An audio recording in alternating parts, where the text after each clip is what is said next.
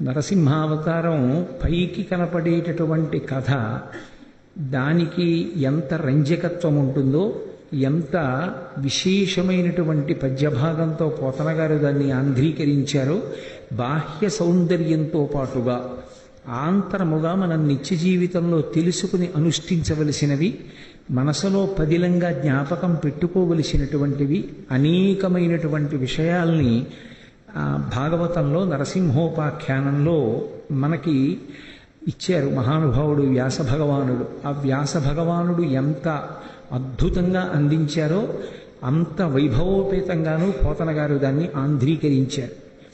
అందులో నిన్నటి రోజున మీతో నేను మనవి చేసి ఉన్నాను, హిరణ్యాక్ష హిరణ్యకశిపులనేటటువంటి కవల పిల్లలుగా జయ విజయులు జన్మించడం జరిగింది దితి కశ్యపులకు. లోకంలో ఎక్కడ ఎవరు పుట్టినా కశ్యప ప్రజాపతి సంతానంగానే చెప్పబడతారు. ఎందుకంటే ప్రజాపతులలో మొదటివాడైన సమస్త సృష్టికి ఆద్యుడు. అందుకే ఈ భూమినంతటినీ కూడా పరశురాముడు దానం చేసినప్పుడు కశ్యప ప్రజాపతికే దానం చేశాడు. కశ్యప ప్రజాపతి దానం పుచ్చుకున్నది కాబట్టి ఈ భూమికి కాశ్యపి అని ఒక పేరు. అటువంటి ఆ యజ్ఞవరాహావతారం హిరణ్యాక్షుణ్ణి సంహరించింది. హిరణ్యాక్షుడు మరణించాడు అని తెలుసుకున్నాడు హిరణ్యకశిపుడు. కడుపులో క్రోధం ఒక వంక, సంహరించినటువంటి విష్ణు భగవానుడి మీద కోపం. రాక్షస తత్వము అన్నదానికి అర్థం ఎక్కడుంటుందంటే, చంపాడని కోపం పెట్టుకుంటాడు తప్ప చంపడానికి కారణమేమో తెలుసుకోడు. అంతటి మహానుభావుడు ధర్మానుష్ఠానాన్ని ఎంతో ఇష్టపడేటటువంటి వాడు. భక్తి అన్న మాటకి కట్టుబడేటటువంటి శ్రీ మహావిష్ణువు తన సోదరుణ్ణి మట్టు పెట్టాడు అంటే ఎంతటి అధార్మికమైనటువంటి ప్రవర్తన కలిగినటువంటి వాడు తన సోదరుడనేటటువంటి విషయాన్ని విస్మరించి విష్ణువుతో పగ పెంచుకున్నాడు. పైకి ఒకలా ఉంటాడు, లోపల ఒకలా ఉంటాడు. ఏడుస్తున్నారు ఆ తల్లి అయినటువంటి దితి, హిరణ్యాక్షుని యొక్క భార్యలు, బిడ్డలు. సహజం, ఆయన శరీరం విడిచిపెట్టాడన్న కారణం చేత ఏడుస్తున్నారు. హిరణ్యకశిపుడు వాళ్ళ దగ్గరికి వెళ్ళాడు. వెళ్ళి ఓదార్చడం మొదలుపెట్టాడు. నిజంగా వేదాంతం అనేటటువంటి మాట ఎంత బాగా జీర్ణమైందనిపిస్తుంది. భాగవతం చదివితే అసలు హిరణ్యకశిపుడు చెప్పినటువంటి మాటలు చదివితే అసలు ఇతను రాక్షసుడేమిటిరా అనిపిస్తుంది. భాగవతం మొట్టమొదటిసారి ప్రహ్లాదోపాఖ్యానాన్ని చదివితే అసలు హిరణ్యకశిప వృత్తాంతంలో హిరణ్యకశిపుడు చెప్పినటువంటి పద్యభాగం ఒక్కటి ముందు చదివారనుకోండి, ఎంత గొప్ప వేదాంతం చెప్పాడు, ఎంతటి మహానుభావుడు రా అనిపిస్తుంది. అంత గొప్పగా మాట్లాడాడు. తల్లి దగ్గరికి ఆ మరదలు పిల్లల్ని ఓదారుస్తూ వెళ్ళంటాడు, ఎవ్వడు సృజించు ప్రాణుల ఎవ్వడు రక్షించు త్రుంచు ఎవ్వడనంతుండెవ్వడు విభుడెవ్వడు వాడి విధమున మనుచు వినుచు హేలారతుడై అంటాడు. ఎందుకమ్మా ఏడుస్తారు? మనం అనుకున్నవి జరుగుతాయా? లోకంలో ఒకడున్నాడు, వాడు ఈ మాంసనేత్రానికి దొరకడు, కానీ వాడు జంత్రగాడై ఈ ప్రాణులన్నిటినీ ఆడిస్తూ ఉంటాడు. ఎవ్వడు సృజించు ప్రాణుల ఎవ్వడు రక్షించు త్రుంచు ఎవ్వడనంతుండెవ్వడు విభుడెవ్వడు వాడి విధమున మనుచు వినుచు హేలారతుడై. వాడు ఈ లోకములన్నిటినీ హేళగా సృజిస్తాడు, ప్రాణులను సృష్టిస్తాడు. ఆయన ఎంతకాలం ఉంచాలనుకున్నాడో అంతకాలం ఉంచుతాడు. ఎప్పుడు లయం చేసేయాలనుకుంటాడో అప్పుడు లయం చేసేస్తాడు. ఆయన మీద ఆధారపడుతుంది తప్ప ఇంతకాలం నేను బ్రతికుంటానని ఒకడు కోరుకున్నా, ఆయన ఇంతకాలం బ్రతికుండాలని తత్సంబంధీకులు కోరుకున్నా బ్రతుకుతారా? ఏమీ పిచ్చి. పుట్టిన వాళ్ళందరూ ఉండిపోయారా లోకంలో? అందరూ వెళ్ళిపోవట్లా? వెళ్ళిపోయిన వాళ్ళందరూ వెళ్ళిపోదామని సిద్ధపడి కోరుకుని వెళ్ళిపోయిన వాళ్ళ? ఎవరైనా ఈ లోకం విడిచిపెట్టి వెళ్ళిపోయేటప్పుడు చాలు చాలు చాలా కాలం బతికాను, ఇక నేను సెలవు తీసుకుంటానని సంతోషంగా వెళ్ళిపోయిన వాడు ఎవరైనా ఉన్నాడా? ఆఖరి ఊపిరిలో కూడా ఇంకా బ్రతకాలని కోరుకుంటాడు. రామకృష్ణ పరమహంస చెప్పినట్టు త్రాచుకం కప్పని మింగుతుంది, ఇంకా పూర్తిగా మింగలేదు, 3 వంతులు మింగేసింది. ఆ కప్ప నోరు బయటికి ఉంది, అటుగా ఎగురుతున్న ఈగని నోరు తెరిచి పట్టుకుందామని కప్ప ప్రయత్నిస్తుంటుంది. ఏ కప్ప? త్రాచుకం నోట్లో ఉన్న కప్ప. ఆయుర్దాయమా అయిపోతోంది, వెళ్ళిపోవడానికి సిద్ధంగానా ఉన్నాడు. ఇంకా ఎన్ని ఆశలు, ఎంత అల్లరో. బాలస్తావ క్రీడాసక్త తరుణస్తావ తరుణీసక్త వృద్ధస్తావ చింతాసక్త పరసే బ్రహ్మణి కోపినసక్త అంటారు శంకరులు. బాల్యమంతా ఆటలు, యవ్వనమంతా ఇంకో పిచ్చి, వార్ధక్యం వచ్చేటప్పటికి చింత, పాపం నీకు పరమేశ్వరుడు గురించి ఆలోచించడానికి సమయం ఎక్కడుంది లేరా అన్నారు. కాబట్టి బాలస్తావత్ క్రీడాసక్త, తరుణస్తావత్ తరుణీసక్త, వృద్ధస్తావత్ చింతాసక్త, పరసే బ్రహ్మణి కూపినసక్త. ఉందామనుకున్న వాళ్ళందరూ ఉండిపోయారా? ఎవరు మాత్రం స్వచ్ఛందంగా కోరుకుని ఈ ప్రపంచాన్ని విడిచిపెట్టి వెళ్ళిపోవడానికి సిద్ధపడిన వాళ్ళు ఉన్నారు. ఎవ్వరూ వెళ్ళిపోవడానికి సిద్ధపడిన వాడు లేడు. తన మలమూత్రములను తాను విసర్జించుకోలేక మంచంలో పడుండి ఇంకొకరు తీస్తున్నప్పటికీ కూడా ఇంకా బ్రతకాలనేటటువంటి ఆశతోటే ఉంటాడు. మళ్ళీ ఆరోగ్యం వస్తుంది, మళ్ళీ లేస్తాను, మళ్ళీ తిరుగుతానంటాడు. కానీ ఎందుకు ఎదురు ఈ శరీరం విడిచిపెట్టేసి కొత్త శరీరంలోకి వెడతానని మనస్ఫూర్తిగా అంటాడేమిటి? అలా ఉంటానంటే బాగుండదని మనవడి పెళ్లి చూడాలని ఉందంటాడు. ఏదో అదో వంక.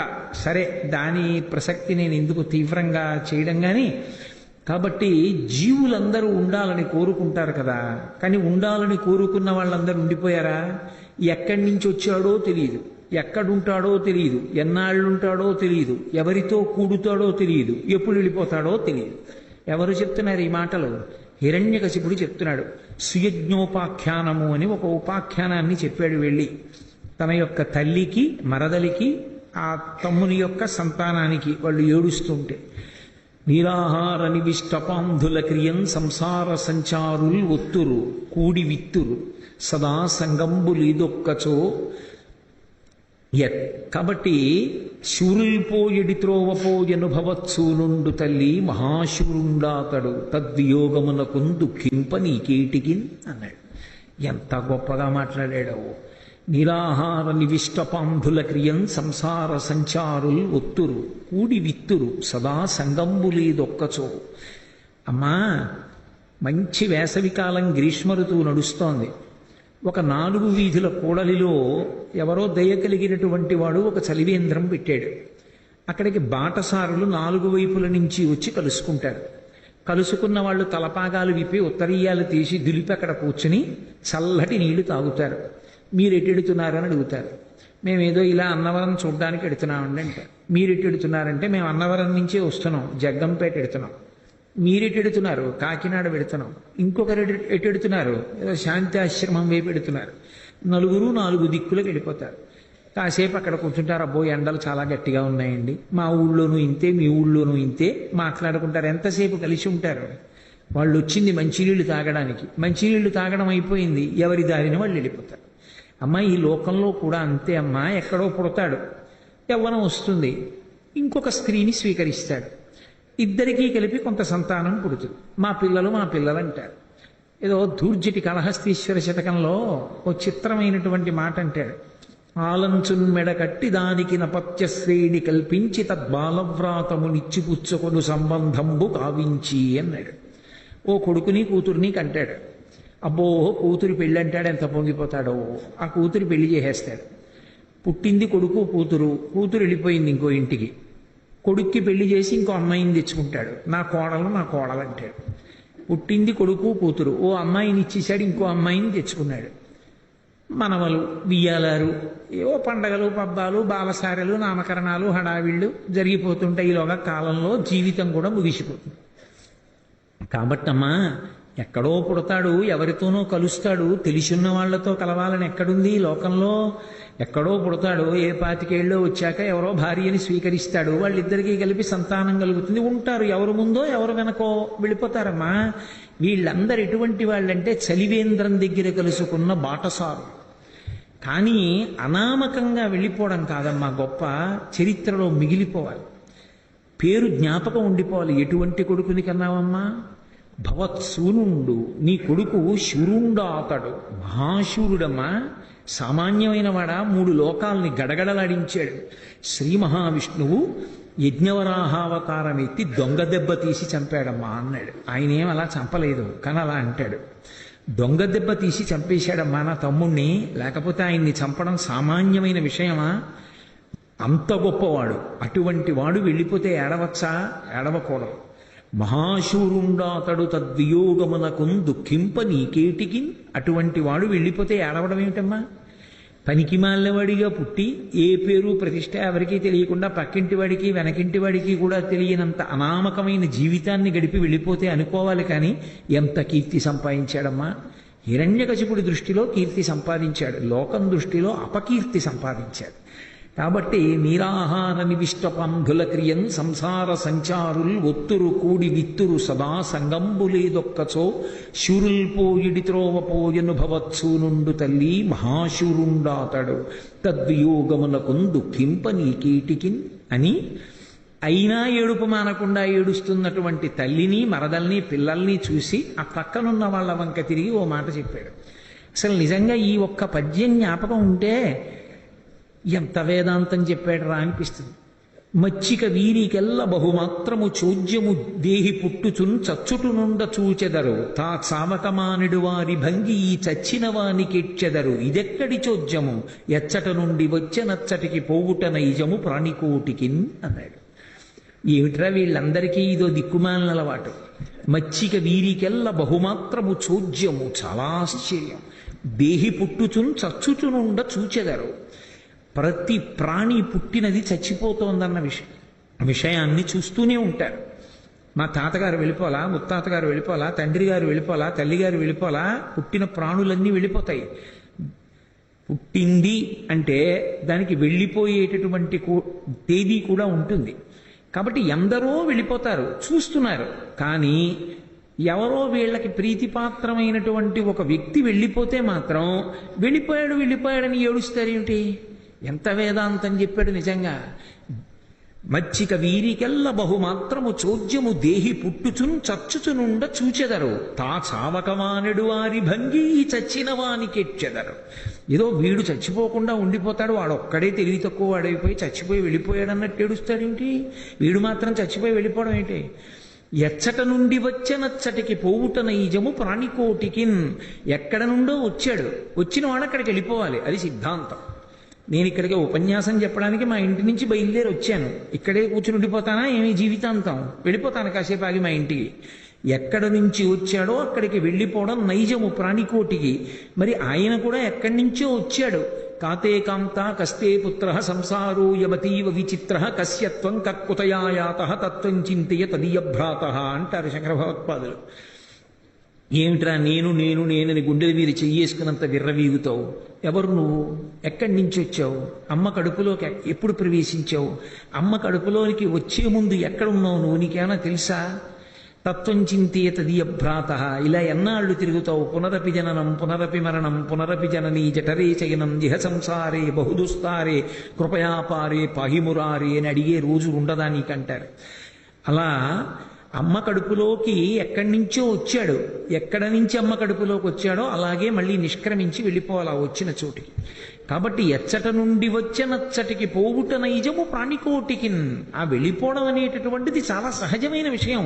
అంత గుండెలు బాదుకుని ఏడుస్తారు ఎందుకు హిరణ్యాక్షుడు చచ్చిపోతే? అలా ఏడవకూడదన్నాడు.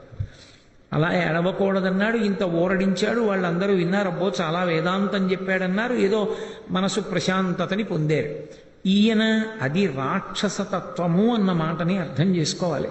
రాక్షసత్వము అన్న మాటకు అర్థం ఏంటంటే వాడికి వేదాంతం తెలియదని, వాడు చదువుకోలేదని, వాడికి భగవంతుడి గురించి ఏమీ తెలియదని, జీవ పరిణామం గురించి తెలియదని అనుకుంటే తప్పు. ఎన్నో విషయాలు తెలుసు, ఎన్నో విషయాలు మాట్లాడతాడు, అనుష్ఠాన పర్యంతములోనికి రాదు. తన వరకు తన దగ్గరికి వచ్చేటప్పటికీ దేన్ని పాటించాడు. పరోపదేశ వేళాయాం సర్వే వ్యాసపరాశరాహ. ఇంకొకటికి చెప్పమంటే ప్రతివాడు వ్యాసుడు పరాశరుడే నాలాగా. అనుష్ఠించమన్నారనుకోండి చాలా కష్టం. సంధ్యావందనం చెయ్యండి అని చెప్పడం తేలిక.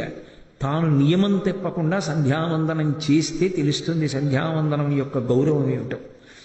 ఒక్క సంధ్యావందనం చెయ్యడానికే జీవితంలో అంత ధృతి కావలసి ఉంటే నోటితో ప్రవచనం చేస్తున్న విషయాలన్నింటినీ ఆచరించడానికి జీవితంలో ఎంత ధృతి ఉండాలి, ఎంత పట్టుదల ఉండాలి. అందుకే పరమ యథార్థంగా చెప్పాలి అంటే మనం ఎన్ని మాట్లాడామన్న దానికన్నా ఎన్ని విషయాల్ని అనుష్ఠించామన్నదే చాలా గొప్ప.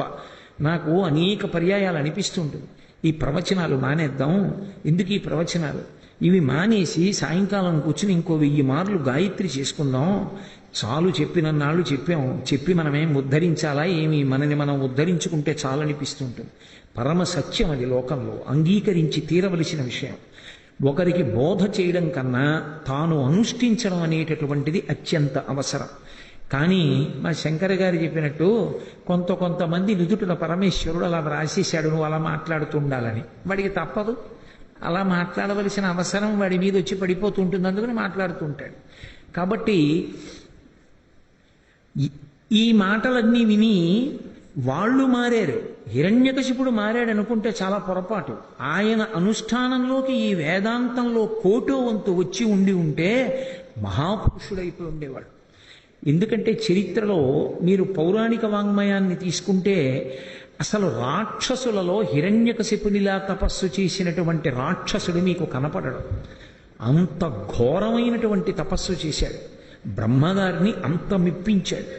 అంత మెప్పించినటువంటి వాడు ఈ కోరిక కోరకుండా శంకర భగవత్పాదులు శివానంద లహరిలో చెప్పినట్లుగా నాకు ఏమీ అక్కర్లేదయా, వటుర్వా గేహీవా యతిరపి జటీవా తదితరో నరో వా యక్కశ్చిద్ భవతు భవ కింతేన భవతి యదీయం హృత్పద్మం యది భవదధీనం పశుపతే తదీయస్త్వం శంభో భవసి భవభారంచ వహసి అంటారు.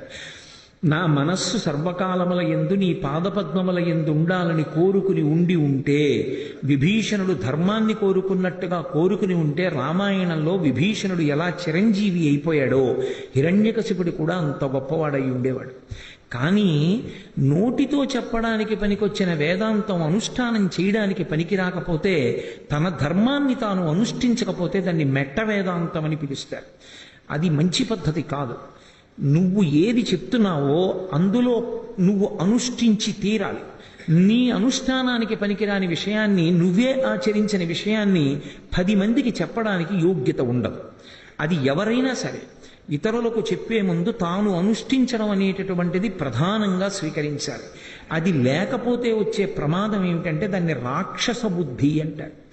ఆ పాండిత్యం దేనికి పనికొస్తుంది అంటే ఇతరులకు చెప్పడానికి పనికొస్తుంది. అప్పుడు దానిలోకి ఏది ప్రవేశిస్తుందంటే అది ఒక కర్తవ్యంగా, అది ఒక సంతోషంగా, అది భగవన్నామ సంకీర్తనంగా, ఒక పౌరాణిక వాంగ్మయాన్ని ఆవిష్కరించడంగా కన్నా కీర్తి కండూతి ఎక్కువైపోతుంది. అలా చెప్పడం వల్ల ఏదో కీర్తి వస్తుందన్న తాపత్రయం పెరిగిపోతే వ్యక్తే శాశ్వతం కానప్పుడు కీర్తి ఏమి శాశ్వతం? అది ఏమి ఉంటుంది? భగవంతుణ్ణి సేవించిన వాడు తరిస్తాడేమో కానీ భగవంతుణ్ణి సేవించకుండా కేవలం కీర్తి ఒక్కటి సంపాదించి పులువుకునేది ఏముంటుంది? అందుకే హిరణ్యకశిపుని యొక్క వృత్తాంతంలో అత్యంత జాగ్రత్తగా అర్థం చేసుకోవలసిన విషయం అంటూ ఏమైనా ఉంటే, నీకు ఎంత వేదాంతం తెలుసన్న దానితో సంబంధం లేదు. నీకు తెలుసున్న దాంట్లో నువ్వు ఎంత అనుష్ఠిస్తూ ఉంటావన్నది ప్రధానం. నువ్వు ఏ పాటి అనుష్ఠానం చేస్తావు, ఎంత ఆచరణలోకి తెచ్చుకుంటావు, దాన్ని బట్టి అభ్యున్నతి ఉంటుంది. అది లేకుండా కేవలం ఒక వాచావేదాంతం అయితే నోటితో చెప్పడం వరకే అది పనికొస్తే అది రాక్షసత్వం అవుతుంది. అది తన అనుష్ఠానానికి పనికిరానిదై కూర్చుంటుంది. హిరణ్యకశిపుడి దగ్గర వచ్చినటువంటి పెద్ద సమస్య అక్కడే వచ్చింది. సరే, మంత్రుల్ని పిలిచాడు, తన పరివారాన్నంతటినీ పిలిచాడు. శ్రీ మహావిష్ణువు నా యొక్క సోదరుణ్ణి నిర్జించాడు కాబట్టి నాకు విష్ణువుని నిర్జించాలని కోరికుంది. విష్ణువుని నిర్జించడం సాధ్యమా? సాధ్యం కాదు. ఆయనకి అచ్యుతుడు అని ఒక పేరు. అచ్యుత్ అంటే తీసేయడం, అచ్యుత్ అంటే తీయడానికి వీలు లేనిది.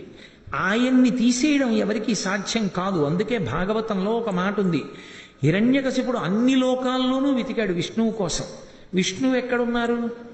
ఆయనే చెప్పారు ఒక చోట, వాడు నా కోసం వెతికాడు, నేను ఎక్కడున్నానో తెలుసా? వాడి గుండెల్లోనే ఉన్నాను. ఆయన వాడి గుండెల్లోనే ఉన్నాడు. విష్ణువు ఎక్కడ ఉంటాడు? విష్ణువు అన్ని ప్రాణుల యందు ఉంటాడు. ఆభరణములు అన్నిటి యందు బంగారం ఉన్నట్టు విశ్వమంతా విష్ణువు వ్యాపించి ఉంటాడు. హరిమయము విశ్వమంతయు, హరిమయము కాని ద్రవ్యము పరమాణువు లేదు వంశ పావన వింటే అంటాడు శుక్రాచార్యుల వారు పరీక్షితుతో మాట్లాడుతూ. అసలు విష్ణు స్వరూపం కానిది లోకంలో ఏదీ లేదు. అంతర్బహిశ్చ తత్సర్వం వ్యాప్య నారాయణ స్థిత. అందుకే ఆ విష్ణువుని నిర్జించాలని కోరిక. విష్ణువు ధర్మపక్షపాతి. ధర్మం ఎక్కడుంటుందో అక్కడ విష్ణు ఉంటారు, వేదం ఎక్కడుంటుందో అక్కడ విష్ణు ఉంటారు. అందుకే శ్రీ మహావిష్ణువు ఎప్పుడూ దేనిని రక్ష చేస్తుంటారు అంటే వేదములను రక్షిస్తుంటారు. వేదరక్షణమే లోకరక్షణము, గోరక్షణమే లోకరక్షణము. ఈ విషయం బాగా స్థిరంగా ఉంచుకోవాలి. అందుకే మత్స్యావతారంలో ఆయన వేదములను రక్షించడానికి కారణం ఏమి అంటే వేదము ప్రమాణముగా మిగిలితే లోకము మిగులుతుంది. అందుకే వేదరక్షణమే లోకరక్షణము. ఆ రక్షణ ఎప్పుడూ చేసేటటువంటి విష్ణు భగవానుడి మీద వ్యతిరేకత పెంచుకోవడం అంటే ధర్మం పట్ల వ్యతిరేకత పెంచుకోవడం, వేదం పట్ల వ్యతిరేకత పెంచుకోవడం. ఆ వ్యతిరేకత పెంచుకున్న వాడికి ఆయుష్ క్షీణిస్తుంది తప్ప ఆయుష్ ఎందుకు వృద్ధి పొందుతుంది?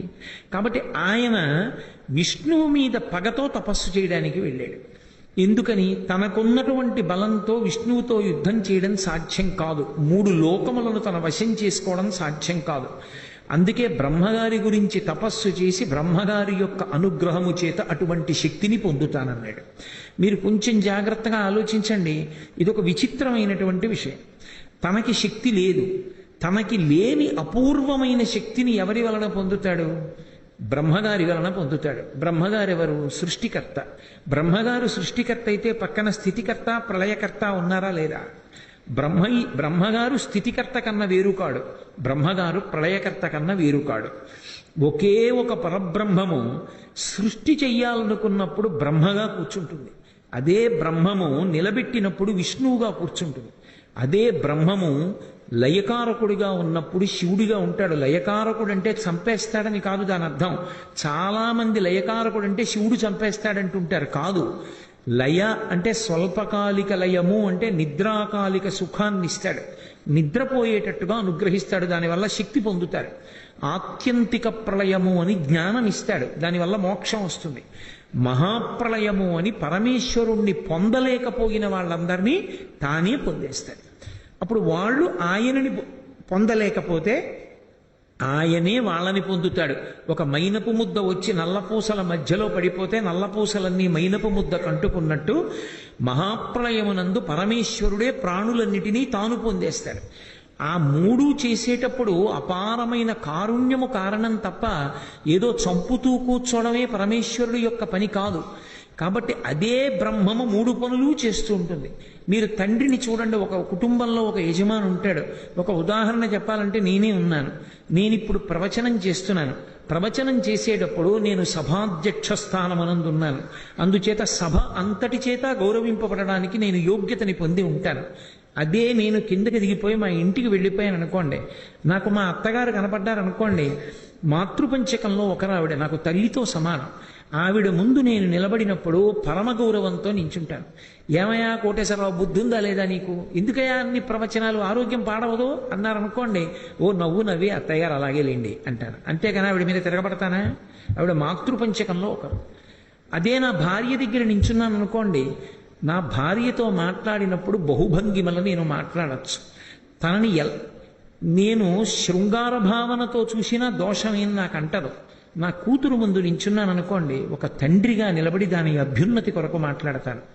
ఒక్క నేనే ఎవరి ముందు నిలబడితే ఆ పాత్రలోకి ఒదిగిపోయినప్పుడు, పరబ్రహ్మము సృష్టి చేసినప్పుడు బ్రహ్మగా, స్థితి చేసినప్పుడు విష్ణువుగా, ప్రళయం నిర్వహించినప్పుడు శివుడిగా ఉంటుందని చెప్తే దానికి అభ్యంతరం ఎందుకు వస్తుంది? ఏమీ రాదు. ఏకస్వమేవ బహుదా భవభాసి లోకే నిశంకధీర్ వృషభకేతన మల్లినాథ శ్రీభ్రామరి ప్రియ సుఖాశ్రయలోకనాథ శ్రీమల్లికార్జున విభో తప సుప్రభాతం అంటలేదు. ఉన్న ఆ ఒక్క పరబ్రహ్మమే 3గా ఉంటోంది. ఓ శివ, నీ దర్శనానికి వచ్చామని శ్రీశైల మల్లికార్జున సుప్రభాతంలో సుప్రభాతం పాటల్లా. కాబట్టి బ్రహ్మగారి అనుగ్రహాన్ని పొంది స్థితికారుడైన విష్ణువుని నిర్జించడం ఎలా సాధ్యం అవుతుంది అంటే, ఏ బ్రహ్మగారి వలన తాను శక్తి పొందుతున్నాడో ఆ శక్తి అదే బ్రహ్మగారు విష్ణువు రూపంలో ఉన్నప్పుడు ఆయన్ని నిర్జించడానికి అది పనికిరాదు. అన్న విషయాన్ని తెలుసుకోలేకపోయాడు. చేతితో పటకారని పట్టుకోగలనేమో కానీ పటకార చేతిని ఎప్పటికీ పట్టలేదు. నా శక్తి వలన పటకార పాలగిన్నెని పట్టుకుంటుంది తప్ప పటకార నా చేతిని పట్టుకోవడం ఒక్కనాటికి దాని జీవితంలో దానికి సాక్ష్యం కాదు. ఒకవేళ అలా పటకార నా చేతిని పట్టుకుంటే అది పనికిమాలిన పటకార, వెంటనే తీసి పక్కన బారేసి ఇంకోటి తీసుకొస్తారు తప్ప అది ఇంకా వాడరు దాన్ని. అటువంటిది ఆ బ్రహ్మగారి అనుగ్రహంతో తపశక్తి వలన శక్తిని పొంది ఆ శక్తితో విష్ణువుని నిర్జించడం అసలు ఎలా సాధ్యం? అది రాక్షస బుద్ధి అన్న మాటకు అర్థం. వాడు భక్తి లేదనడానికి మీకు ఉండదు, తపించడు అనడానికి ఉండదు. తపించడానికి వేదంలో ఉన్నటువంటి మార్గాన్ని అనుష్ఠించడు అనడానికి అవకాశం ఉండదు. వేదము చెప్పినటువంటి వాడు పరమేశ్వరుడే అన్న నమ్మకం వాడికి లేదని అనడానికి అవకాశం ఉండదు. ఇన్ని ఉన్న భగవంతునికి వ్యతిరేకంగా మాత్రం బుద్ధి నిలబెట్టుకుని ఉంటాడు. ఇది ఏది మూలమో ఆ మూలాన్ని పాడు చేసేస్తుంది. అది ఉండకూడని బుద్ధి, దానినే రాక్షస బుద్ధి అంటారు. కాబట్టి ఇప్పుడు వెళ్ళి బ్రహ్మగారి గురించి తపస్సు మొదలుపెట్టాడు. ఎన్ని సంవత్సరములు తపస్సు చేశాడని బ్రహ్మగారు చెప్పారో తెలుసా? ఆయనకి తెలియదు. ఎందుకంటే తపస్సు చేస్తున్న హిరణ్యకశిపుడికి అసలు కాలం కాదు, తన శరీరం ఏమైపోయిందో తెలియదు. అది కృతయుగం కాబట్టి ఉన్నాడు. బ్రహ్మగారు ముక్కు మీద వేలేసుకున్నాడు. ఆ మాట ఎప్పుడు అనలేదు. ప్రత్యక్షం అయినప్పుడు ముక్కు మీద వేలేసుకుని నువ్వు ఇంకా ఎలా ఉన్నావు అసలు అని అడిగాడు. ఎందుకనంటే చీమలు, పురుగులు ఆయన నెత్తుట్ని, మాంసాన్ని, మజ్జని కూడా నాకేశాయని రాశారు భాగవతంలో. అంటే అస్థిపంజరం ఒకటే ఉంది హిరణ్యకశిపుడు. కేవలం అస్థిపంజరం ఉండి అప్పుడు ఎముకలు ఉంటే ప్రాణం ఉండేటటువంటి యుగం కనుక, అస్థిగత ప్రాణములు కనుక అస్థిపంజరం ఒకటి మిగిలిపోయింది కాబట్టి హిరణ్యకశిపుడు మిగిలిపోయాడు. ఆయన తపస్సు చేసింది ఎన్నేళ్ళు అంటే 100 దివ్య సంవత్సరములు చేశాడు. 1 సంవత్సరం 2 సంవత్సరాలు కాదు, 100 దివ్య సంవత్సరములు తపస్సు చేస్తే అతనికి తెలియదు అసలు. ఇంతకాలం నడిచిపోయిందన్న విషయం ఆయనకి తెలియదు. అంత గొప్ప తపస్సు బ్రహ్మగారి గురించి చేశాడు. ఇంత తపస్సు చేస్తే ఆయన యొక్క కపాలంలోంచి తపోధూమం బయలుదేరింది. అది సర్వలోకములను కప్పుతోంది. దేవతలందరూ వెళ్ళి అరవిందాసన అని పిలిచారు బ్రహ్మగారిని.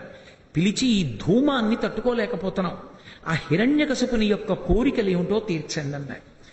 ఆ దేవతలందరూ ప్రార్థన చేస్తే బ్రహ్మగారు హంసవాహనం మీద బయలుదేరి వచ్చాడు. ఆయన మీద పుట్టలు పట్టేశాయి, పుట్టల మీద చెట్లు పెరిగిపోయాయి. ఆయన శరీరం ఒకటి లోపల ఉంది అని గుర్తుపట్టడానికి అవకాశం లేకుండా అస్థిపంజరం ఒకటే ఉంది. అసలు పలకరించడానికి అవకాశం ఎలా? బ్రహ్మగారు తన కమండలంలో నీళ్లు పోసుకుని చల్లాడు. చల్లితే ద్విగుణీకృతమైన ఉత్సాహంతో శరీరాన్ని పొందాడు.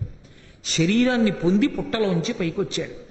సాధారణంగా మీకు ఎప్పుడైనా తపస్సు చేస్తే ప్రత్యక్షం అవగానే పరమేశ్వరుడు ఎవరు తపస్సు చేశాడో వాడు స్తోత్రం చేస్తాడు. హిరణ్యకశిపుని వృత్తాంతంలో ముక్కు మీద వేలేసుకున్నవాడు బ్రహ్మగారు, ప్రత్యక్షమైన వాడు తెల్లబోయాడు. ఆయనే ఒక కితాబ్ ఇచ్చాడు. ఇటువంటి తపస్సు గతంలో నేను చూడలేదు. అద్భుతం! ఏమి తపస్సు! ఇటువంటి తపస్సు ఇంకొకరు చేస్తారని కూడా నాకు నమ్మకం లేదు. అంత గొప్ప తపస్సు చేశావు, నీకేం కావాలని అడిగాడు. నిజంగా బ్రహ్మగారు అంత ప్రీతి చెందారు అంటే హిరణ్యకశిపుడి నోటి వెంట భక్తి, ధర్మము, మోక్షము ఈ మూడిటిలో ఏదైనా ఒక మాట వచ్చి ఉంటే ఇవాళ భారతదేశంలో రామచంద్రమూర్తికి ఉన్న దేవాలయాల కన్నా, వెంకటేశ్వరుడికి ఉన్న దేవాలయాల కన్నా హిరణ్యకశిపుడికి ఎక్కువ దేవాలయాలు ఉండేవి. అంతటి మహానుభావుడైపోయి ఉండేవాడు. కానీ ఆయన కర్మ అలా ఉంది. బుద్ధి కర్మానుసారిని అక్కర్లేని కోరిక ఒకటి పుట్టింది. ఇంత తపస్సు చేసిన వాడికి, ఇంత వేదం తెలుసుకున్న వాడికి తెలియదా శరీరం ఉండదని? బ్రహ్మగారిని బుట్టలో పెట్టాననుకున్నాడు. అనుకుని ఒక వరం అడిగాడు. గాలిన్ కుంభిని అగ్ని అంబువల ఆకాశస్థలిన్ దిక్కులన్ రేలన్ ఘస్రములం తమప్రబల భూరిగ్రాహ జంతు నర వ్యాళాదిత్య సమస్త్రాస్త్ర శస్త్రాళిన్ మృత్యువులేని జీవనములో కాధీశ ఇప్పించవే అన్నాడు. ఎన్ని కోరికలో అందులో గాలిన్ కొంభిని అగ్ని అంబువుల ఆకాశస్థలిన్ దిక్కులన్ రేలన్ ఘస్రములం తమ ప్రబల భూరిగ్రాహ రక్షో మృగ వ్యాళాదిత్య నరాది జంతు కలహవ్యాప్తిన్ సమస్త్రాస్త్ర శస్త్రాళిన్ మృత్యువులేని జీవనము లోకాధీశ ఇప్పించవే అంటే తథాస్తు అన్నాడు అనుకోండి. ఇంకేమిటి, దేంతో చచ్చిపోతాడు ఆయన? అందులో ఎన్ని అడిగాడంటే, నేను పంచభూతములలో గాలిలో చచ్చిపోకూడదు, భూమి మీద చచ్చిపోకూడదు, అగ్నిలో చచ్చిపోకూడదు, నీటిలో చచ్చిపోకూడదు, వాయువు వలన చచ్చిపోకూడదు, జంతువుల వలన చచ్చిపోకూడదు, పాముల వలన చచ్చిపోకూడదు, నరుల వలన చచ్చిపోకూడదు, మృగాల వలన చచ్చిపోకూడదు, ఇంట్లో చచ్చిపోకూడదు, బయట చచ్చిపోకూడదు, రాత్రి చచ్చిపోకూడదు, పగల చచ్చిపోకూడదు, ఏ దిక్కుల యందు చచ్చిపోకూడదు. ఇంక ఏమిటి చచ్చిపోవడానికి? అది ఆయన ఆలోచన. కానీ పరమేశ్వరుడికి తెలియదు వీటికి మినహాయింపు తీసుకురావడం. ఆయనకి తెలుసు, సర్వజ్ఞుడు పరమేశ్వరుడు. అది శంకర భగవత్పాదులు అంటారు. నీకు ఎంతపాటి మేధస్సు ఉందని నువ్వు పరమేశ్వరుణ్ణి బురుడి కొట్టించగలను అనుకుంటున్నావు. అందుకే తప్పు చేస్తే పరమేశ్వరుడి దగ్గరికి వెళ్ళి క్షమార్పణ చెప్పడం ఉత్తమమైనటువంటి విధానం. ఆయన దగ్గర బుకాయించే ప్రయత్నం ఎన్నడూ చేయకూడదు. అందుకే ఎప్పుడైనా మనిషి ఒక రోజు జీవితంలో మిగల్చుకోవలసినటువంటి యోగ్యత ఏమిటి అంటే, ఇవాళంతా నేను బ్రతకడం ఏ యోగ్యత కోసం బ్రతకాలంటే, రేపు సూర్యోదయ సమయంలో నేను నా పూజా మందిరంలోకి వెళ్ళడానికి కావలసిన యోగ్యత మిగల్చుకోవాలి. నేను పూజామందిరం తలుపు తెరిచి నమస్కారం చేసి లోపలికి వెడితే పరమేశ్వరుడు తన పాదములు నా చేత కడిగించుకోవడానికి సిద్ధపడేటట్టుగా బ్రతకాలి. నిన్నను నువ్వు ఏం చేశావు? ఇవాళ నాకు నమస్కారం పెట్టడానికి వచ్చావా? నీ బ్రతుకు నాకు తెలియదు అనుకుంటున్నావా? నీ పూజ నీ పుచ్చుకుంటానా అన్నాడు అనుకోండి, ఏమైపోయినట్టు నా బతుకు? ఎందుకు ఆ బతుకు ఇంకా?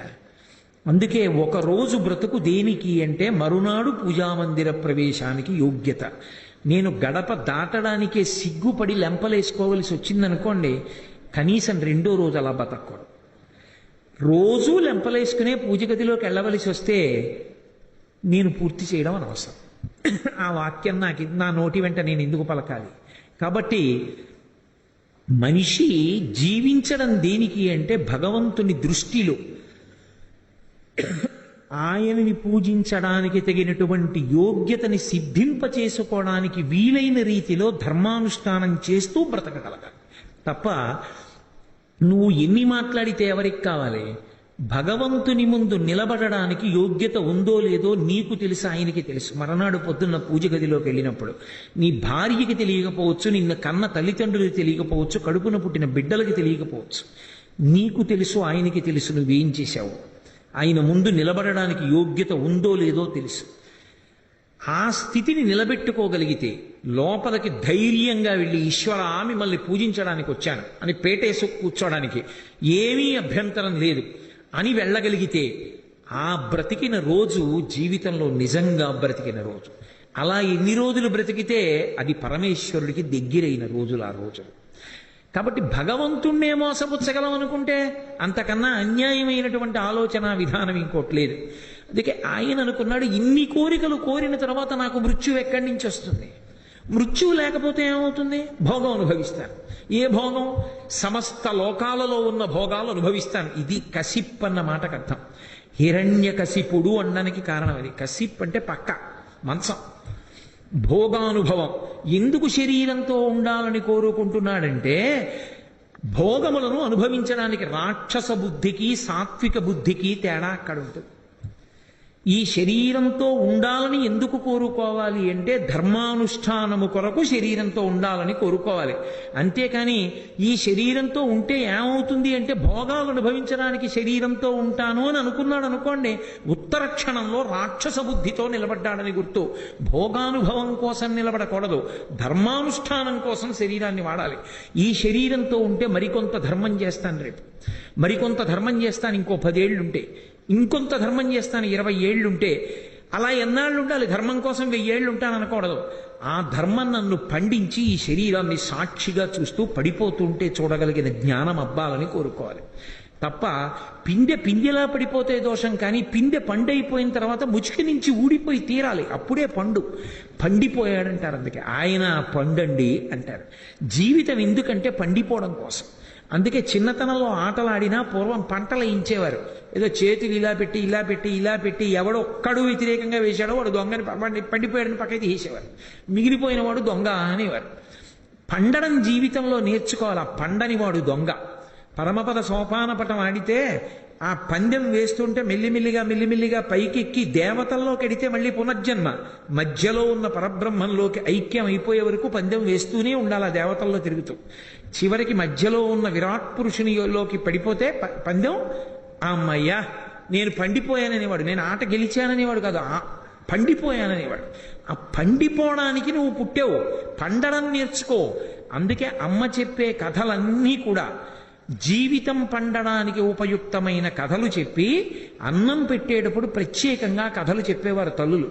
అన్ని కథలు చెప్పి ఓ మాట అనేవారు, నాన్న కథ కంచికి మనం ఇంటికి. వాడు అన్నం తినడం అయిపోయింది, కథ కంచికి మనం ఇంటికి అంటే ఏమిటి ఆ మాటకు అర్థం? కథలన్నీ కంచికి వెళ్ళడం ఏమిటి అంటే, కథ కంచికి అన్న మాటకు అర్థం ఏంటంటే నీ కథ కంచి చేరాలి. కంచి చేరడం అంటే కామాక్షి పరదేవతని చేరాలి. ఎవరావిడ? కామకోటి. కామకోటి అంటే ఏ కోరికకైనా హద్దు, మోక్షాన్ని కూడా ఇవ్వగలిగిన తల్లి. నీ కామము లౌకిక కామముగా కొంతకాలం ఉండి వైరాగ్యం అంకురించి ఈశ్వర కామము పుట్టి భగవంతుణ్ణి పొందాలనేటటువంటి ఆతృతతో ధర్మానుష్ఠానం చేసి పండిపోయి నువ్వు పరమేశ్వరుణ్ణి చేరిపోవాలి. ఈ మాట తల్లి కొడుకును అనలేదు, కొంచెం బాధ ఉంటుంది. ఆ మాట అనలేక నువ్వు పండాలని చెప్పడానికి నీ కథ కంచి కన్న దాంట్లో నీ తీసేసి కథ కంచికి మనం ఇంటికి అని తను చెప్పిన కథ కంచికి వెళ్ళినట్టు నీ కథ కంచికి వెళ్ళాలని ఆశీర్వచనం. పండడమే ప్రధానం. ఈ దేశంలో ఎవరిని ఎండమని అడగరు, పండమని అడుగుతారు. మీ చక్క పండంటి పిల్లాడు పుట్టాడండి అంటారు, పండులాంటి మనిషి అండి ఆయన అంటారు, పండులా ఉంటారండి అంటారు, ఆయన పండిపోయారండి అంటారు. పండడం ప్రధానం. ఆ పండడం రాకుండా ఎప్పుడూ భోగం కోసం శరీరంతోనే ఉండాలనుకోవడం రాక్షసత్వం. ఆయన ఏ ప్రవచనానికి వెళ్ళడు. ఎందుకు వెళ్ళడంటే ఆయనకేం బీపీ లేదు, షుగర్ లేదు, ఏమీ లేదు. ఎందుకు వెళ్ళడంటే వెడితే ఎక్కడో మెట్లు తన్నుకు పడిపోతే ఏదో వస్తుందని వెళ్ళాడు. ఎన్నాళ్ళు ఉంటావు అలా? దంతంపుల్ పడనప్పుడే తనువుయందు ఆరూఢియున్నప్పుడే కాంతాసంఘము రోయనప్పుడే జలాక్రాంతంబు కానప్పుడే వింతల్ మేన చెరించునప్పుడే కురుల్ వెల్వెల్ల కానప్పుడే చింతింపన్వలమీ పదంబుజములన్ శ్రీకాళహస్తీశ్వర అంటాడు ధూర్జటి. జుత్తు తెల్లబడిపోయినా, కళ్ళు సరిగ్గా కనపడకపోయినా 6:30కి ఉపన్యాసం మొదలవుతుందంటే 6:15కే చేతికర్ర పట్టుకుని వచ్చి మొదటి వరుసలో కూర్చుని ఉపన్యాసం వినాలనేటటువంటి కుతూహలం మిగిలిపోయిన వ్యక్తిగా ఉండాలి అంటే ఈశ్వర కటాక్షాన్ని పొంది ఉన్నవాడని అర్థం. లేకపోతే అప్పుడు కూడా ఆయనకి అంత ఆర్తి ఉంది భగవత్కథ వినాలంటే ఆయనకి భగవంతుని యొక్క అనుగ్రహం ఉందని గుర్తు. కాబట్టి ఆ ఈశ్వరానుగ్రహం కోసం జీవించాలి. ఈయన తద్వ్యతిరేకం. భోగం కోసం శరీరంతో ఉంటాను. ఏ భోగం? తనకి దొరికింది కాదు, 3 లోకములలో ఉన్నవి తనవి కావాలి. ఇప్పుడు దీనికి అంతుందా? అందుకోసం సంపాదించాడు ఈ బలాన్ని. ఇప్పుడు ఆ తపస్సు వలన ఉపయోగం ఏమైనా ఉందా? అది ఎంత గొప్ప తపస్సు అయినా కావచ్చు, ఎంత గొప్ప కోరికైనా కావచ్చు, సిద్ధించి ఎవరికి అది ఆదర్శప్రాయం అవుతుంది? హిరణ్యకశిపుని యొక్క వృత్తాంతాన్ని అర్థం చేసుకోవడం అంటే కేవలం జరిగిపోయిన కథగా వినడం కాదు. మనం ఎలా బ్రతకకూడదో, మనం ఎలా బ్రతకాలో తెలుసుకుని ఉండడం. పండిపోయిన వాడిగా ఉండడానికి సంతోషించగలిగితేనే అదృష్టం. ఒక వస్తువు తినలేకపోయాడు అనుకోండి, వృద్ధాప్యం వచ్చి ఎన్నేళ్లు తిన్నాను?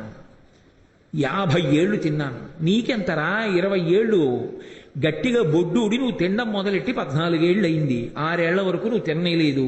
నేను 60 ఏళ్ళు తిన్నాను రా, ఇంకా ఏం తింటాను? ఇంకా నీ తింటే మిగిలిన వాళ్ళకి ఎక్కడ ఉంటాయి? ఈశ్వరుడు వద్దులేరా అన్నాడు, అందుకే దంతాలు తినడం మానేశాను అన్నాడు అనుకోండి, తృప్తి. నా కర్మ జంతికలు తినలేకపోతున్నాడు అనుకోండి, వాడి ఏడు. జీవితం తృప్తితో ఉంటేనే పండుతుంది. తృప్తి లేని జీవితం ఎన్నటికీ పండదు. శరీరము వికారములను పొందుతున్నప్పుడు ఆ వికారము వెనక మనిషి తృప్తిని అలవాటు చేసుకోవడం కూడా నేర్చుకుంటే పండడం ప్రారంభమవుతుంది. పండడం ఒక్క క్షణంలో పండదు, చాలా సమయం తీసుకుంటుంది పండడానికి. ఒక పిందె పండవడానికి చాలా సమయం పడుతుంది. ఒక జీవితం పండడానికి ఎంతో అన్వయం చేసుకోవలసి ఉంటుంది. అందుకే కోరాడు ఆయన, అన్నాడు ఇచ్చాను. అంతేకాదు 3 లోకములను నేను గెలవగలగాలి, ఇచ్చాను. నాకు ఎదురు తిరిగి నిలబడగలిగిన వాడు ఉండకూడదు, దేవతలు కూడా నాకు వశవర్తులు కావాలి, ఇచ్చాను. చాలా సంతోషం, నీకో నమస్కారం. అన్నీ ఇచ్చాను కానీ కశ్యపపుత్ర ఒక్క మాట చెప్తాను నువ్వు అడగకపోయినా. ఇన్ని వరాలు పూర్వం నేను ఎవరికి ఇవ్వలేదు, ఇప్పుడు నీకే ఇచ్చాను. ఇన్ని వరాలు ఉన్నందుకు వినయం నేర్చుకో. ఇన్ని వరాలు ఉన్నందుకు అహంకారం నేర్చుకుంటే నువ్వు లోకాలు కూడా పాడైపోతాయని గుర్తుపెట్టుకో. ఇది హిరణ్యకశిపునికే కాదు, ఎవరైనా జ్ఞాపకం పెట్టుకోవలసినటువంటి విశేషం. పరమేశ్వరుని యొక్క సృష్టిలో ఉన్న గొప్పతనం ఏంటంటే పనికి మాలిన వాడిగా ఎవ్వరినీ ఆయన సృజించాడు. ప్రతి వాణి యందు ఏదో ఒక విభూతి నుంచుతాడు ఆయన. అందుకే మీరు చూడండి, శ్రీరామాయణం 24,000 శ్లోకాలలో రామచంద్రమూర్తి నువ్వు పనికి మాలిన వాడివి అని ఎవ్వరినీ అనడం. ప్రతి వాడిలో పనికొచ్చేది ఏదో ఒకటి ఉంటుంది ఆయనకి. ఈశ్వరుడు అలాగే సృష్టిస్తాడు సమస్త ప్రాణులను. అన్ని ప్రాణులను అలా సృష్టించినప్పుడు నీకు ఈశ్వరుడు ఏ విభూతినిచ్చాడో ఆ విభూతిని మళ్ళీ ఈశ్వరుడికి నైవేద్యం పెట్టేసేటప్పుడు పరమ వినయంతో నైవేద్యం పెట్టాలి తప్ప ఇది నాదని అహంకరిస్తే ఏ విభూతిని ఈశ్వరుడిచ్చాడో అది ఆ పరమేశ్వరుని యొక్క ఆగ్రహానికి కారణమవుతుంది. నాకు ఎవరో ఓ పెద్ద ఇల్లు ఇచ్చి, అయ్యో కోటేశ్వరరావు ఇందులో ఉండండి, మేము ఎలాగో అమెరికా వెళ్ళిపోతున్నాం అన్నారనుకోండి, అంటే నేను ఆ ఇంట్లో ఉండి ఫలానా వారి ఇల్లండి, పాపం వారు అమెరికాలో ఉన్నారు, నన్ను ఉండమన్నారు, నేను ఉంటాను, లేకపోతే ఇంత పెద్ద ఇంట్లో నేను ఎక్కడ ఉంటానండి, అద్దె ఇవ్వగలనా అన్నాను అనుకోండి. ఆయన ఒక 3 ఏళ్ళు పోయిన తర్వాత తిరిగి వచ్చినప్పుడు మీ ఇల్లు పాపం ఆయన ఎప్పుడు చెప్తుంటారండి ఇల్లు ఇచ్చారని అన్నారు అనుకోండి, ఆయన సంతోషపడిపోయి వెళ్ళిపోతాడు. ఆ పెరట్లో కాసిన 2 జామకాయలు ఇస్తే. ఓ 3 ఏళ్ళు పోయిన తర్వాత ఆయన వస్తుంటే, ఈ మధ్య మీరు ఇల్లు అమ్మేశారట, ఆయన కొనుక్కున్నారట కదా, ఈ మధ్య చెప్పారన్నారు అనుకోండి, ఆయన ఏం చేస్తాడు? వెంటనే ముందు ఖాళీ చేయించేస్తాడు. ఆయన ఇల్లని నేను ఆ ఇంట్లో ఎంతకాలం ఉన్నా ఆయనకి సంతోషమే. అది నా ఇల్లని నేనంటే ఆయన ఖాళీ చేయిస్తాడు. లౌకికంగానే ఆ మర్యాద ఉంటే పరమేశ్వరుడు ఇచ్చిన విభూతి విషయంలో ఉంటుందా ఉండదా? నిలబెట్టుకోవడానికి కారణం వినయం, పోగొట్టుకోవడానికి కారణం అహంకారం. నీకు ఎంత కీర్తి రాని ఈశ్వరుడి పాదాల దగ్గర నైవేద్యం పెట్టేస్తే చాలు. నాకు జ్ఞాపకం ఉండవు, నాకు ఎన్ని బిరుదులు ఇచ్చారు, నాకు ఒక్క బిరుదు జ్ఞాపకం ఉండదు. ఎందుకు జ్ఞాపకం ఉండదంటే ఒక్కటే కారణం, నా ఇంట్లో నేను ఎదురుగుండా పెట్టుకోంది ఏదైనా ఉంటే సన్మానపత్రం ఒకటే. బిరుదిచ్చిన సన్మానపత్రం ఉంటే మరునాడు ఉదయం పూజా మందిరంలో ఈశ్వరుడి పాదాల దగ్గర పెట్టి, పరమేశ్వర నా గురించి చెప్తే రాళ్ళెట్టి కొట్టేవారు. మీ గురించి చెప్పాను, ఈ సన్మానపత్రం ఇచ్చారు, పేరుకి నన్ను కానీ ఇదంతా మీకే చెందుతుంది, మీ పాదముల మీద పెట్టాను, అటక మీద పెడతాను, అనుగ్రహించాను, ఇక నాకు ఈ బిరుదు అక్కర్లేదు, నిన్న రాత్రి వాళ్ళు ఇచ్చారు, ఇవాళ పొద్దున్న మీ పాదాల దగ్గర వదిలిపెట్టేశాను అని చెప్పి తీసుకెళ్ళి అటక మీద పెట్టేస్తుంటాను. అంటే నేను మళ్ళీ ఇదో అహంకారం కింద చెప్పానని మీరు అనుకోకండి. నేను చెప్పడానికి నాకేం తెలుసు? మేధస్సులో ఆయన ప్రచోదనం చేస్తే కదా ఒక పద్యం జ్ఞాపకం రాలేదనుకోండి, నేనేం చెప్తాను? నా స్ఫురణ శక్తి ఆయన. నేను ఒక వాక్య నిర్మాణం చేస్తే ఆయన, 10 మంది సంతోషిస్తే అర్థమైతే ఆయన. నాదని ఏముంది? ఈ మైకుకి ఏముంది? నేను మాట్లాడిందని మాట్లాడుతోంది. నేను ఈశ్వరుడి ముందు ఒక మైకు, ఈశ్వరుడు లోపల కూర్చొని మాట్లాడితే ఈ శరీరం ఒక మైకు. 12 స్కంధాలు ఆంధ్రీకరించిన పోతన గారు, పలికెడిది భాగవతమట పలికించు విభుండు రామభద్రుండట, నే పలికిన భవహరమగునట పలికెద వీరుండుగాధ పలుకగనేలా అన్నారు. 12 స్కంధాల్లో 10 పద్యాలు నోటికొచ్చినవి చెప్పడానికి నాకు బిరుదు కావాలా? దానికి అహంకారమా మళ్ళీ? కాబట్టి శరీరముతో ఉండడం అన్నది దేనికి అంటే వినయంతో జీవించడానికి తప్ప శరీరముతో ఉండి భోగానుభవం కోరుకుంటే ఆ అహంకారమే వెర్రితలలు వేయిస్తుంది. అదే హిరణ్యకశిపుడి విషయంలో జరిగింది. ఏది బ్రహ్మగారు వద్దని పరాకు చెప్పాడో ఆయన ఇలా హంసవాహనం ఎక్కి తుర్రుమని వెళ్ళిపోయాడు. ఈయన వెంటనే గుండెలు తెరిచాడు, ఇంటికి వెళ్ళాడు, సైన్యాన్నంతటినీ సమాయత్తం చేశాడు, అన్ని లోకాలకి బయలుదేరాడు. ఎవరు యుద్ధం చేస్తారు? ఎందుకు చేస్తారు? వాళ్ళకి తెలియదా బ్రహ్మగారు వరం ఇచ్చారని? యుద్ధం చేస్తే చచ్చిపోతామని తెలుసుగా. దిక్పాలకులు కూడా యుద్ధం చేయలేదు, అందరూ వశవర్తులయ్యారు. అందరూ వశవర్తులైతే దోషమేం లేదు. ఈశ్వరుడు ఎలా శాసనం చేశాడో మీరు అలాగే ఉండండి అన్నాడు అనుకోండి, ఆయనని ఈశ్వరుడు తొలగించడు. మీరు జ్ఞాపకం పెట్టుకోండి. ఆయననేం ఈశ్వరుడు తీసేయడు. హిరణ్యకశిపుడు కాబట్టి ఉండడానికి వీల్లేదు అనడు పరమేశ్వరుడు. ధార్మికంగా ఉంటే ఉంచుతాడు ఆయన. విభీషణుడికి చిరంజీవిత్వాన్ని ఇవ్వలేదండి లంకారాజ్యానికి? ఇస్తాడు, ఈశ్వరుడు ఇవ్వగలడు ఆయన. కానీ దేనికి తీసేస్తాడంటే ఈశ్వర శాసనానికి వ్యతిరేకంగా బ్రతికితే. రావణాసురుడిని ఎందుకు చంపేశాడు రాముడు? ఒక్క కారణానికే. సముద్రము దగ్గరికి వెళ్ళి నిలబడితే అందులో కెరటములు రావడానికి వీల్లేదు, ఆగిపోండి అంటే ఆగిపోవాలంతే. అంటే పరమేశ్వర శాసనానికి వ్యతిరేకంగా ప్రవర్తిస్తాడు. హిరణ్యకశిపుడు రోహిణీ కార్తిలో బయటికి వస్తే సూర్యుడు ప్రకాశించడానికి వీల్లేదు. హిరణ్యకశిపుడు అలా వెడుతూ ఉంటే గాలి విసురుగా రాకూడదు, ఆయన ఉత్తరీయం కింద పడకూడదు, అలాగని గాలి వెయ్యకుండా ఉండకూడదు. అంత మలయమారుతంలా రావాలి గాలి. పంచభూతములను శాసించి వశవర్తుల్ని చేసుకున్నాడు. వేదము యొక్క ప్రమాణాన్ని తిప్పాడు.